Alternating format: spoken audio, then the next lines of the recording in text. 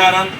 ఈరోజు ముఖ్యంగా మా కదిరి కాంగ్రెస్ పార్టీ ఆధ్వర్యంలో మా యొక్క ఇమ్దాదుల్లా భాయ్, ఇర్ఫాన్, షోకత్, బావా, కదిరి పార్టీ నాయకులు కలిసి మా ఏపీసీసీ అధ్యక్షురాలు షర్మిలమ్మ గారి జన్మదిన వేడుకలను ఘనంగా జరుపుకుంటాం. ఎందుకంటే మా కాంగ్రెస్ పార్టీకి ఇక్కడ నుండి ముందుకు సాగేది మా వైఎస్ షర్మిలారెడ్డి గారని నమ్మి మా రాహుల్ గాంధీ గారు ఆమెకు పట్టాలు ఇవ్వడం జరిగింది. అదేవిధంగా వైఎస్ షర్మిలారెడ్డి కూడా ఆయన కృషితో కాంగ్రెస్ పార్టీని ఎంతగా ముందుకు సాగుతున్నారంటే లాస్ట్ ఎలక్షన్లో మేము చూసినాం. జగన్ ఓడిపోవడం కారణం ఎవరంటే మా వైఎస్ షర్మిలారెడ్డి గారని మనం ఇప్పుడే తెలుసుకున్నాం. ఎందుకంటే వైఎస్ షర్మిలారెడ్డి గారు చేస్తున్న పనులను మేము గుర్తించి అదేవిధంగా మా వైఎస్ షర్మిల గారు కాంగ్రెస్ పార్టీని ఎంతో ముందుగా తీసుకువెళ్తారని ఆయన కృషి చేస్తారని మనము ఈ వేడుకగా అందరికీ మనవించుకున్నాం.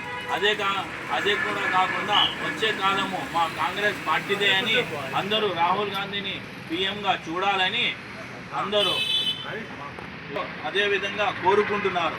అందుకే అదేవిధంగా మేము కాంగ్రెస్ పార్టీని ముందుకు సాగుతామని మా వంతు సాయం చేస్తారని ఈ వేదిక నేను తెలుపుకుంటాను. నమస్కారం.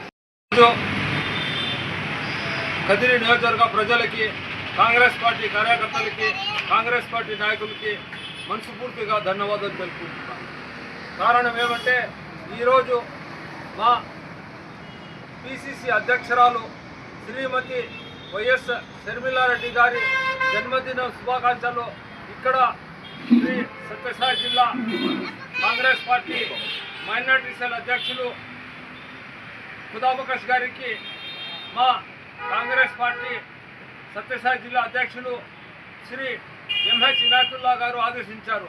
కాబట్టి మేము బాబా ఫఖరుద్దీన్, ఇర్ఫాన్, షౌకత్ అలీ ఖాన్, కాంగ్రెస్ పార్టీ కార్యకర్తలు అనేక మంది కార్యకర్తల ద్వారా వాళ్ళ మధ్యలో మేము శ్రీమతి వైఎస్ షర్మిలారెడ్డి గారి జన్మదినం శుభాకాంక్షలు తెలుపుతున్నాము. మేడం వైఎస్ షర్మిల గారికి నేను ఒకటే తెలియజేసుకుంటాను. మీ తండ్రి కీర్తిశేషులు డాక్టర్ వైఎస్ రాజశేఖర రెడ్డి గారి స్వప్న ఏముందంటే రాహుల్ గాంధీ గారికి ప్రధానమంత్రిగా చేయాలని చెప్పి మా ఊహ కూడా అలాగే ఉంది, మా ఆలోచన కూడా అలాగనే ఉంది, మా అందరూ ఆలోచన కూడా అలాగనే ఉంది.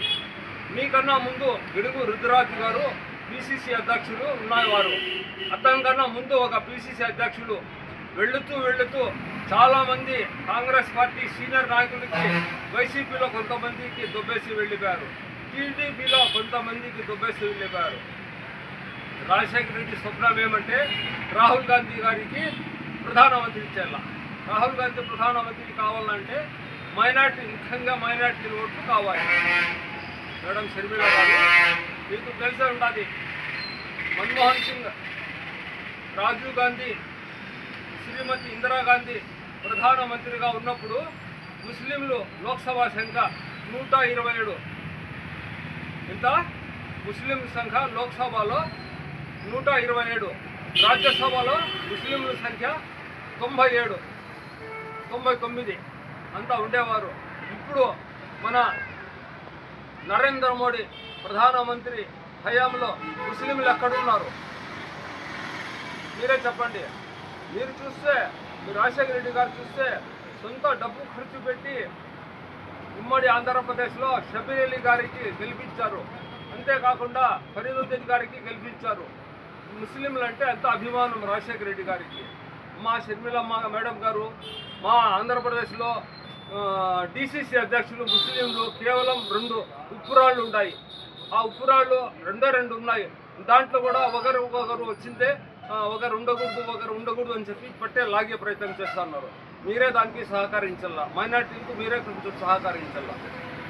మేము మీ దగ్గర డబ్బులు అడగడంలే, బంగారు అడగడంలే, పార్టీ ఫండ్ అడగడంలే. నాకు తెలుసు పిసిసి అధ్యక్షురాలు గారికి నెలకు 4 లక్షల రూపాయలు ఫండ్ వస్తుంది.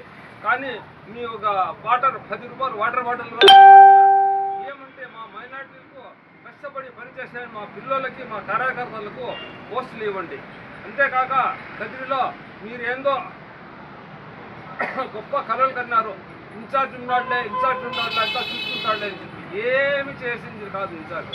మా పిల్లలు ఖుదాబక్ష్ అంట, బాబా ఫహరుద్దీన్ అంట, షౌకత్ అంట, ఇర్ఫాన్ అంట నాకు పిలుచుకొని వచ్చి వీళ్ళు అర్ధరాత్రి నన్ను ఎక్కడైనా పిలిచి నేను వచ్చేస్తాను. వీళ్ళు కష్టపడి వ్యాపారం జరుగుతున్నాయో లేదో తెలీదు. కారణం చంద్రబాబు నాయుడు ఉండేది, వీళ్ళ దగ్గర డబ్బు ఉన్నాయో లేదో తెలీదు. కానీ అప్పులు పాలయ్యి అప్పులు చేసి కాంగ్రెస్ పార్టీకి అభివృద్ధి చేసే ప్రయత్నం చేస్తున్నారు. ప్రతి ఒక్క ప్రోగ్రాం జరిపించుకుంటున్నారు. కాబట్టి నేను రాష్ట్ర పిసిసి అధ్యక్షురాలు వైఎస్ షర్మిలారెడ్డి గారికి ఒకటే కోరుకుంటున్నాను, దయచేసి మా వాళ్ళకి మైనార్టీలకి సహకరించండి. రాహుల్